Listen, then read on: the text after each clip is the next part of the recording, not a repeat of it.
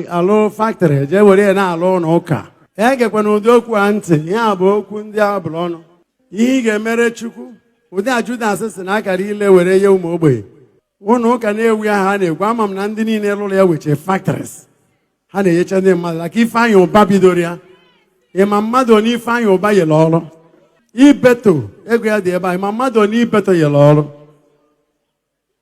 so ị na-ekwu okwu imechineta ọnụ gị ọ bụrụ na ị nọ na soshal midia ikwutara abụmọnụ na famili gị ọkwa Chukwu ka ị na-ejelọs ihe onye a na-akọ ya na soshal midia ndị mmadụ na-asị yes yes what kind of yes like mụnwa lụrụ ụlọ ụka na Ituku akwara afa gwa m kọmpanị ka nọ n'obodo a na East a yego ndị mmadụ ọrụ karịa ebe ahụ so ị na-akọ imechi ọnụ gị akparịzina Chineke you are envying God. So I'm waiting for that person to apologize to God and withdraw that statement. You are leading people astray. You are begrudging God. About you want to call Eribe? Now, Lord, you can a book of Haggai or see my people are not doing well. They are not prospering because they have not built for me a good house. Go and see private houses of some people. This Wingwe that died in aircraft, go and see his house at Lagos. What of billions? Oh no, can we have a toy to be Wingwe?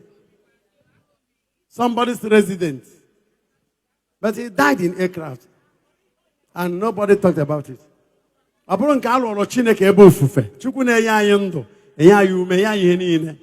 17:25.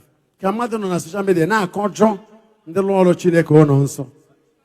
Daa ikwute gwele onwe trouble. Amakwa m onye ahụ bụ mana ikwute trouble. Mgbe ọ ga-afịawa n'isi gị ma ebe ihe na-eme gị si eme gị.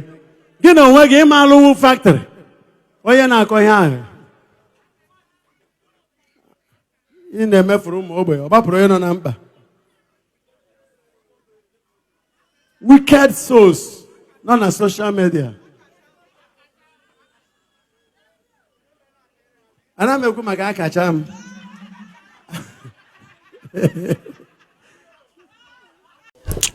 You wonder when I get my take no kwam. When I'm no for that video, Reverend Father Ejike Mbaka yes, uno folia. Oschani hemenji yoku kumba because na that thing now again. Abuni nene towards the ending of that video say. And another kumaka kacham. He made it categorically clear and ona kumaka kacham because I still stand on what I said in my previous video. That video, our brother Louis Mathias Mbaka, Odoro suppose. I got gone through that video Mbaka. I try watching it. Mago the main video. I try watching it on Walker. From the natural the video, in adoration page. Yeah, for just now watching second Sunday. Yeah, for picture Mbaka with a far way. So the video through the picture sound. The nature here watchable. Logo di na far way. Logo di na fia. Oh, you only been call you blue. Aqua blue or green. Only call you that green way. Man, the difference of the logo di na aqua, but the difference ki ejemal and kebonke. You got to go. Unko di na nana before the new one on me. Like this one kete watch all the before on cause me. So from the nature, yeah, the second Sunday of ordinary time. I think that should be second Sunday of ordinary time. Then secondly, that Mr. Louis and all those I am not against you. You solicit Kenya Fanyo by his fully right to deserve. I am not against I am very much against Bishop Ome, which I have come out here severally to speak my own mind concerning it. Ekulumekuna Bishop Atrayo that in the earlier Bishop be amendment what is right, the better. And to crown it all, I'm also blaming the church to what we have become today. I am blaming the church to what we have become today, not because the church is anything, but because now the church refused to do the right thing. And there are thousands of you akacham on the streets today. The reason why in Kigiji within a social media people are airing their views because now if you are mayor in a way o yesi we eme gini we luo ụwa niile ntị, and would the world have heard your story? Sirapụkwa this issue of no ofu onye amara na Ọnịcha amara na ofu onye abịara ahịa. That mentality will continue to hunt down the church till eternity. That mentality of ofu onye Ọnịcha amara na ofu onye will hunt down the church for eternity. The church should be blamed for what Akachama has become today. They should be blamed for it. Because open at this thing, men, a Pentecostal church, let me tell you how they work. They will have to meet your group leaders, all those things. They will have to imagine Abiakutegi. Watch Yambe, Dr. Paul Eneche rebuke a lady. Now the lady in her testimony, my God, the lady will graduate. But the way she is talking, she doesn't look like it. Dr. Paul Eneche will make the rebuke they are not speaking like Onye de Glad. That they need email, that they need email investigation about it. That testimony, he does not believe and he does not agree with it. That video will be trending. A day later, that email on Sunday, by Monday evening, after all the investigation has been done, social media call Sunday down against Monday morning. On Sunday evening, Dr. Paul Eneche and the wife went and looked for that lady. They invited her over. They talked. I said, okay, now here may go their verification. And they uploaded the video again. That they have finally they are apologizing for the way she will walk out from the altar, not any testimony, just because now she doesn't look like what she was saying, and her testimony is not being convinced. They later went and met her, they discussed her, have a good time, and they reconciled and made peace.